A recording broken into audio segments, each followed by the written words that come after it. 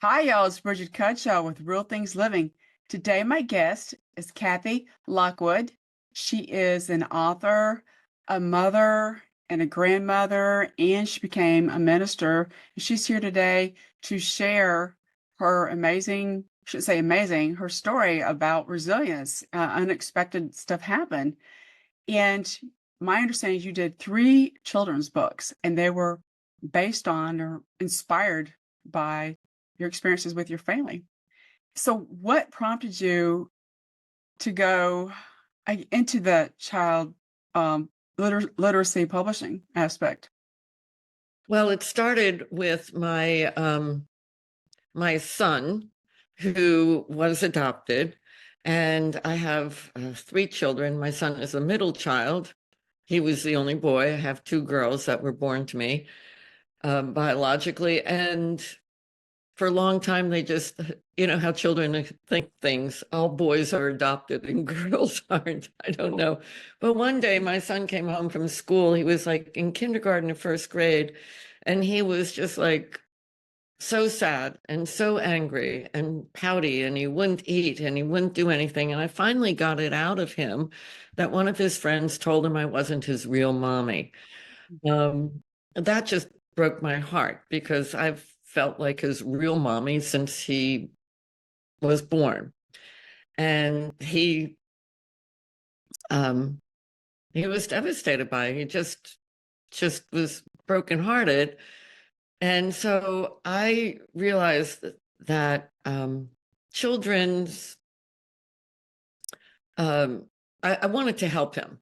And I wanted him to understand how I felt about this, about his adoption. And the way that he came to us was to me, a magical way. My husband was sitting in his office and a woman walks in and says, "Mr. Lockwood, you're a really great man. I understand you to be very kind and loving. Will you please find a family, a loving family for my baby? I think it's a boy. I'm 5 months pregnant." And I had had a miscarriage before that. And so my husband called me and said, "Kathi, do you want this baby?" And I'm like, "Yes."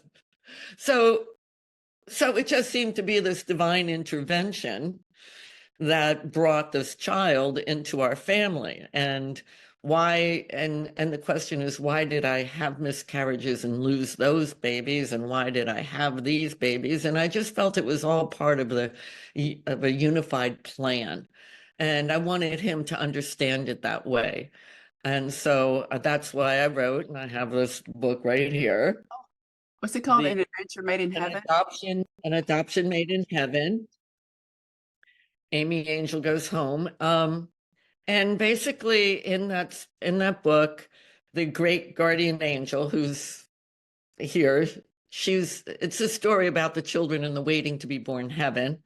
And she tells Charlie, Amy, that that she has a birth mother who's going to deliver her to her parents.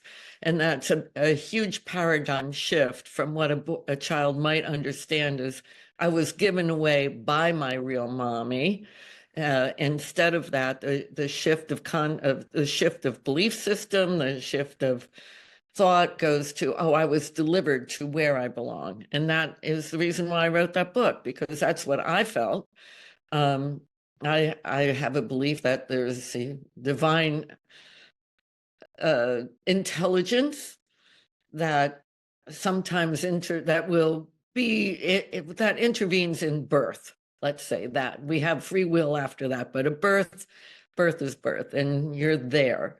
And that's why I have my son, and that's what I wanted him to understand, that he wasn't misplaced. He was put right where he belongs. Right on. So that's why I wrote my first book. I like that. It's very great way to make a child feel better and the parents as well, right? Right. I've experienced miscarriages like you, but I wanted to maybe adopt a child, but I didn't. I adopt animals anyway, but it just depends on your situation. And that was very kind of you guys to step in and to do that. And so that was kind of cruel. The other kid saying that to your son, that it's a form of bullying, right? Well, I know the family really well. They lived right down the street. Oh, The father of the three girls, and this was one of them, was adopted, and oh, he always suffered from that. He always, he is the one who told the children that she's not his real mommy, because he was saying about himself, this wasn't my real mommy. So it was like a generational thing. She wasn't trying to be mean. She was just talking about what her father told her about his adoption. I got So you. so it wasn't, I didn't blame her for that. But I could see that his pain about adoption was translated to her, which was then translated to my son. And, I wanted to like shift that paradigm, and change it. So I write children's literature, and I came up with this analogy this morning. You know those little whirligigs that fall from maple trees? Right. They they're all over your yard, and you've got That's like little baby trees everywhere. I look at like that as like a child's early thoughts and early belief systems. So if you can take that whirligig and pluck it out of the ground where you don't want it to be, now that it's just a tiny little twig or a tiny little sprout coming out, it's a lot easier to remove the thoughts and the belief systems that don't serve a person when they're little, like this, when the in the very beginning. Because once that becomes a tree, it's really hard to remove. So the belief system that I was given away and abandoned, I'd like to pluck that out right at the very beginning and replace it with, this is where you belong. And and then that alleviates years of feeling of abandonment, not worthy, not, all of those things that causes adopted children to have um, later problems in their life. So they just pluck it out while it's young, while it's tiny and easy to remove. that So is that's children's literature.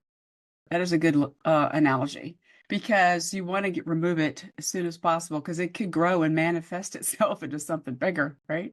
Yes. And then it becomes very hard. Then you have someone in therapy for decades, when in the very beginning, the understanding is, based in love, based in kindness, based in compassion, instead of the pain or the trauma. Gabriel Mate talks about trauma and how it isn't what happens, but your response to what happens that causes trauma. And Oh, so if you change the response to, say, a situation like adoption, which could be very painful, but if it's changed in the very beginning to be understood as very loving, and a being, the right, I don't know what is the word I'm looking for, but being the perfect solution, the perfect place at the perfect time, then there's like an ease and a sense of belonging, which is what I always thought my child had, until he said, "You're not my real mommy." And then I was like, I, I always thought I was his real mommy. I always thought that he was there for a purpose and a reason, and I still do. and you were there from the very beginning after he was born.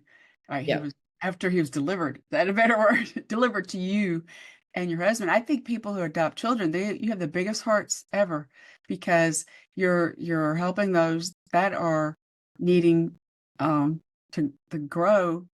That's the right word, grow, and communicate properly to them. And that's something you probably didn't, you know, I never would have thought about that could be a problem with the child. I think he obviously, hopefully appreciates what you guys do now, I would assume. Yes. Yeah. I'm sure he does. He he and I have a special relationship that I don't have with my daughters. It's much more complicated, but it's much more special. I think he and I know that there's like this extra bond between us that my daughters and I don't have. Right. Because you went the extra mile, literally, to bring them in. So how old, because you'd mentioned, or I knew about your bio that your husband passed away. How old were your children when that happened? That's hard to deal with as well. Oh, it was very, Extremely. they were 12, 14, and 16. And he just got up one morning and went down to downtown, had a cup of coffee, and as he was walking across the street, he was hit by a car and killed. Oh, wow. So he was killed be- before I even got up that morning. Quite honestly, he was an early riser. Um, yeah, so there there's a lot of trauma in that one. Oh, Uh, yeah. I just was looking at that, how became a great role model for your kids because of what happened. And you kind of took that knowledge or experience because you know what it was like. And that's probably what prompted you to write the other books as well, right? yeah, there was a sense of um understanding that, translated from the adoption, that this was his destiny. And this was something that, my daughter, who was 12, said, well, Mom, maybe if I had been there and if I had asked him for this, he wouldn't have crossed the street at that time. And I'm like, no, I think that this was his destiny, his time to die, his time to move on. And as painful as it is, and it has always been, because people would say, get over it. And I'd say, I'll get over it when he walks back in this room. That's when I'll get over it. You never get over it. It becomes something you learn to live with. But there's always those, my next book is about death, and how what my husband always did and still continues to do is send me messages. Like in the beginning, lights would flash on and off, and radio would turn on, and songs would be there that I never heard before, and all kinds of things like that. For instance, on his 10th anniversary of his death, my oldest daughter was looking at law schools, and she had been accepted at one and was planning on going to that one. But on the 10th anniversary of his death, she got an email from his alma mater, which was Catholic in Washington. And she's sitting there at the dining room table and said, I just got an email from Catholic, and they're going to give me the scholarship I asked for. So I'm going to go to Catholic University for law school. And that was my husband's alma mater. And I just thought, what a strange coincidence that on the 10th anniversary of his death, she gets that email and decides to go to his school. So things like that, when you're aware, do show up. I have a saying, no one ever dies, they just disappear. And they do disappear, and it's sad because they physically are not present, but the love and the spirit of that person remains, in not just in our hearts, but in our lives. My other daughter, 2 years after my husband died, this is another weird one. 2 years after my husband died, I was bringing her to get her a telephone, one of her first cell phone. And I was extremely sad because my late husband was a very joyful person, and he would have been dancing in there. Oh, I'm getting my daughter her first phone, and so happy. And I'm, oh, Dominic's not here for this. So I'm like equally sad as reverse of his joy. And then she picks the phone, the computer pumps out a number, and her phone number is the year he was born. So what are the chances of that? So I still feel like the presence is still around. But He's so that's how I guess that's how I survived. I like your mindset because it helps you in a positive manner. That is really interesting that his year that he was born was part of her phone number. And then your other daughter, older daughter, got into the alma mater, the same, not the alma mater, but where he graduated 10 Yeah. years. Wow. I mean, that's Okay. just, He's thoughtful. Yeah. I think that is a great way to perspective to look at that to help you and your children deal with the loss. And so my other thought was the other two books that you currently have out, what are the topics on those? Well, Just I'll tell you in sequence. So yeah. the one after the adoption, I wrote a Christmas Eve adventure. And this was a story that when my children were young and there were no pads, then we were taking long rides, I would just constantly be coming up with all these crazy stories and tell them long stories on our rides. And this was one of the stories I told, and I really liked it. And I call it an interfaith Christmas book because in the story, the children are pulled back through time and space, and they help the shepherds find Jesus. They help, and when they do, I'll give you this illustration. They also see that not only Jesus is the light of the world, but absolutely everybody else. They have that light inside of them. And then later on in the book, they go back to today's time and place, and they see that also in their audience Oh, there. They see everybody with that light. And I think that's another lesson, another belief, another thought that's really powerful and helpful in, your show is on resilience. Where do we get that resilience? We get that resilience from within. And that is a universal. I have a whole bunch of notes on oh, good. um, Christianity, you are the light of the world. Um, Buddhism, good people shine from afar like snowy mountains. Judaism, the human spirit is the lamp of the Lord that sheds light on one's innermost being. Sufism, don't you yet know it is his lights, it is that lights the world. That's Rumi quote. So in all the world religions, there's always a reference to that inner light in humanity. That's why I say it's a Christmas book, but it's an interfaith Christmas book because the story is universal for all the faiths in the world, most of them that I know of. And that again, it gives someone that belief in themselves that I have this something in me that is light, and this is where I get my strength from, so I can move into the world and deal with uh, whatever the world brings us. Right. I like that, the bringing out the light in you, a lot of people think too much and they don't move forward. Is that the right term?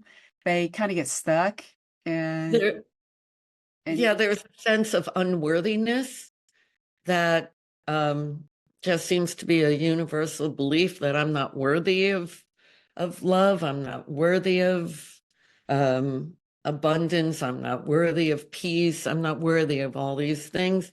But when you understand that there is that light within, and that light is, I like to, part of the unified intelligence that is within everything, within all creation. In quantum physics, it's called the unified field. But I like quantum physics. So the unified field, it's the unified field. And in physics, the unified field permeates absolutely everything. And that includes us. So our part of the unified field is how we get our light and how we live. I love your positive attitude. It's really helpful in general. And I think that's really something we need to talk more about in our world, right? There's so much negativity out there, and I think your books are shining the light on both of them so far on what's positive and what's good and why you're here and you are worthy. And I just think this is so beautiful. I'm just like, I know I'm like getting tearing up as I'm talking to you, Kathy, just because I feel it in my heart, right? And, and the beauty of it is that I think it's really important to remember, and it's that it is in everyone. In Yes. my book, the little girl asks the angel at some point. I didn't mark that page, but here it is. She's saying they see the light glowing in everyone, and so the angel reappears, and she says, why are you so surprised? Jesus was born to teach the world that you are all children of God, which is, of course, part of the Hebrew Bible. And Cami says, even me? She goes, even me? Even mean people? And everyone, what about mean people? Because there are people out there that are mean. And how can they have the light? And the answer from the angel is people are unkind when they forget the light they have inside. But God is still there. Just remember, the greater your love, the brighter your light. So even mean people have that light. And the more that they understand that they have that light, the kinder they become over time. So That's true. that's the benefit of this story. Yeah, to help them bring it out of them, help them Yes. see that they Not have to it. condemn other people, Yeah. Oh, to wow. recognize they all have that light. That's so cool. Actually, I mean, that's good. God, I really did got me just emotional in a good way talking about this. And I like what you're doing. And so you have a third book. yeah. Yes, this is so cool that you're doing. I love that children's books. Children need to learn this earlier. Well, I find my books are not only this one's The King and the Monster. My books are not only for the child, but they're for the adult who reads the book to the child. Because there's that paradigm shift of looking at something that could be very painful and horrible and sad and tragic and looking at it through a different lens and seeing a little bit more um, less pain, let's say, or less trauma from it because of the lens that you're looking at it through. And one of the main parts of this book is about the king and the monster. The monster, it's a story about the king who becomes who falls in, it's a metaphor, and the monster is an addiction. And the king, here's a good picture, has a shadow in his heart. Okay. And this shadow, it's important for a couple of reasons. First of all, back to Geber Mate, who's Dr. Geber Mate, who's like the expert in addiction. He has mentioned, he says that, addiction is caused by trauma. And the trauma can be something that, the reaction of something that happened to you, or it can even be generational. It can be a generational trauma, like something happened to your great grandmother, and that has been proven to be passed through DNA. And so the children of the king had this shadow in his heart. And I say in the book that it came from long ago. And it shrunk when the children were born, but it didn't go away. And so when children are in a family where there is a problem like a divorce or an addiction, they frequently will say, well, this is my fault. I should have done something different. But in this book, I make it very, very clear that this was something that had nothing to do with them. So, and then the king, the other issue in this book is the king goes to the quicksand pit, hoping to relieve that shadow in his heart. And then he discovers that it was a trap. Oh, And addiction is a trap. Nobody says, "Oh, I think I'm going to do this and cause problems." And then the story continues where the monster takes over the king, and the king starts acting like a monster and yelling at his children, even though he didn't want to, and yelling at his wife and yelling at his dog, even though he didn't want to. So then this story illustrates two children and two adults dealing with someone who has this problem, that the monster is separate than the person you love. And keeping them separate helps in maintaining the love and compassion for the person who is now acting like a monster, and still helping that person understand who they are. They're not the monster. And so eventually the king seeks help, and he learns, he goes to a healing house, and they're the healing helpers. And I originally in my mind had thoughts of them being doctors running down a hill, but my son said, "Oh no, they're powerful people. They should be superheroes." So I made them into superheroes. The healing house is designed over one of Gaudi's buildings, the guy in Barcelona. And the king is basically learns to heal his heart. And again, the Christmas story, to understand that the basis of his life is love. And then he goes home. So The King and the Monster is a very powerful book, and has received a lot of very positive reviews from addiction therapists, and very important for not just the children, but the adults reading the book to the children, to have a more compassion for the victim of this disease. Wow, I'm totally in line with what you're saying. Reading to your kids or children in general together, I think that is creates a bond. That's something that I believe, and we need to, I should say push. We should do this and inspire people to do this more. And I think that's why children's books are so important now more than ever. Actual physical book like that, rather than just looking at a iPad. I mean, it's okay if you want to look at an iPad, but I Yeah, think there's a tactile feeling there with your child, reading that together. right. And just the cuddling, Right. cuddling on my lap. I have memories of Yeah. well, my husband and I did that to our sons growing up. We made sure I wanted them to understand because it had an impact on me. Reading had a positive impact, not just me, but everybody. And I'm very fortunate that I had parents who had books in our house, right? And you don't have to just own them. You can go to the library, right? Right, right. To get these kind of books. This is amazing. And so at one point, also became a minister, is my understanding. So how did that, I guess that all wove in here somehow after your husband passed away? Well, I was always interested in spirituality since I was a little child. Okay. Um, I grew up in a Catholic church, and at one point, when I was in sixth grade, I did a novena, and I'm like, I want a puppy. I want a puppy.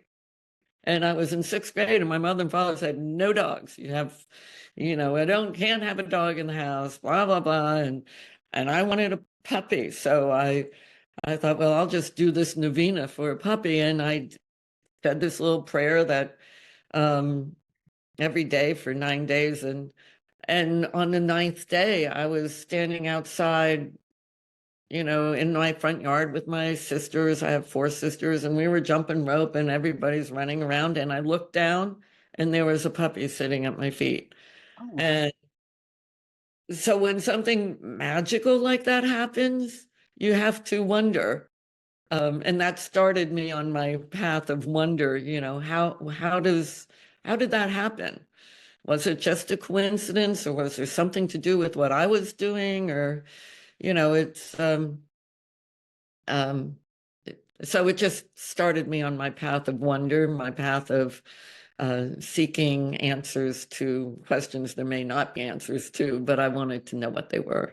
I like that. The word wonder is really positive. I also, it made me think of the word curiosity, which I Yeah, think that is something we need to embrace kids to do. I was one of those very curious kids. Luckily, I I was a little too curious sometimes, not in a bad way, but I just like you, I was not just us, but all kids are that way, right? They're just mm, curious. They wonder, and we just yeah, need to inspire and motivate them to look into yeah. that. And when something like that happened to me as a 10-year-old, I I just became interested, more and more interested in the spiritual world. And um, over time, when my daughter went off to college, because there was a big difference between a single parent and an only parent. When you're the only parent, you're the only parent. Right. So I did not go into seminary. I had been studying in seminary, Moravian Seminary in Bethlehem. So I was probably 6 credits away from my master's in theology there. And then my husband died and things sort of fell apart. I stopped going. So after my youngest daughter went off to college, I decided to go back to seminary, and I went to an interfaith seminary to continue my studies. So that's why I just think I like it. What can I say? I just like the idea. I like it because I see, Kathy, that it's lighting you up as well. I think it's so beautiful that you are embracing life, you are choosing wonder, your curiosity, you're helping families with these children's books. And so I guess my last question for you is what do you recommend or something for someone who's dealt with, like you, an unexpected I think out of all this, to me, the hardest thing as I've listened to you was your husband passing away. So, what do you give advice to other people who have to deal with a spouse passing away? That's a tough question. So, that's just kind of what you're right. I know you mentioned but doing the wonder, but I think you were there for your kids. I think your kids helped you deal with it, right? Yes, they were the reason why I survived, I think, because they still had to be fed every day, and they still had to be delivered brought to soccer games, and still all the things that I had to do. Um, there's It's just painful. Right. Yeah, I it's just painful. There's a lot of grief. Uh, like I said, it's something that I think you just get used to. Um, but I think understanding that there is still a continuation of, all right, I'm going to tell you another story Oh, about that's fine. Perfect. me and when my mother died. My mother died quite a few years before my husband. And she died suddenly too, but she had been ill. But so she dies, and about 2 or 3 months later, I start to do meditation because I meditate quite a bit. And I felt that my mother was talking to me. So I heard her say, first thing she said is, love never dies. And if you miss me, just imagine I'm sitting in the chair doing my needlepoint in the room with you. And maybe you can feel my presence because our love always lasts. Love never goes away. Love never dies. So I do this talking with her for a year as I'm meditating on and off. And one day I'm at the beach. We were there just for 1 week. And there was a property that my mother had owned that I was supposed to take care of. And I called a maintenance man a year earlier after my mother died to fix a door on this person's house. And he never got back to me, and a year goes by, and now I'm meditating, and I'm sitting and I'm like, Mom, I'll tell you what, I've been talking to you for a year, and I don't know if it's you or me answering me. You have this in your head. Is it my imagination? Am I just giving myself these answers? Or is it actually my mother's spirit communicating with me? So I'm like, I need a sign, and I need a sign now. And I was like, this is it. I'm not doing this anymore. So I got up and I walked to the kitchen to put on a water for tea. And before that water had boiled, my husband and my sister, who were sitting out on the front porch, which was on the boardwalk, we were there for the week, and this man comes up, walks up to the house on the boardwalk and starts yelling, "Is Kathleen Lockwood there? Is Kathleen Lockwood there?" And so they start yelling, "Is Kathleen Lockwood here?" And I come running out. I'm like, "What are you asking, where, if I'm here or not?" And there was my mother's maintenance man standing on the boardwalk a year after I called him, but within minutes of me saying, "Mom, I need a sign and I need it now." So that's just another illustration and another way of saying people die, they disappear, but they don't die. They just disappear. And I think just understanding that the love, the powerful love that you have for that person when they are alive is just as powerful after they pass. And it takes time to get that. People would say to me, "Oh, you were so lucky you had the love of your life." And I would just get angry with them. And I'm like, yeah, and now he's gone. Now, over time, I can say, yes, I was very lucky to have had him physically in my life and still in my life today. That love never dies. Never dies, and he had a positive impact on you and your family. And And we continue to enjoy that positive impact. right, you definitely need to finish your fourth book that you had mentioned. Yes. Hopefully this inspires you to continue, right? Because here I have this conversation. Brigitte is saying, "Do this, Kathi." Finish it. Don't just think about it. That we just need to take time, though. I think it's great that you're not rushing through these things because you're actually putting some real thought into it, and you're getting feedback Yes. subconsciously from your husband and your mother, possibly for this. Right. And from different people, like I presented this book to a friend of mine who was in recovery for 30 years, the addiction book. And when the monster comes on, he says, "Well, remember, at first the monster pretends to be your friend." So that's added into my book. I said the monster went away, and a person who runs a rehab facility in our area said, "Monster never goes away." So I have the monster disappeared. So it takes time to write these books, and I have the main theme, and then talking to people and people, professionals or people who've experienced these things, I tweak the story a little bit so that it's just, I'd like to say perfect.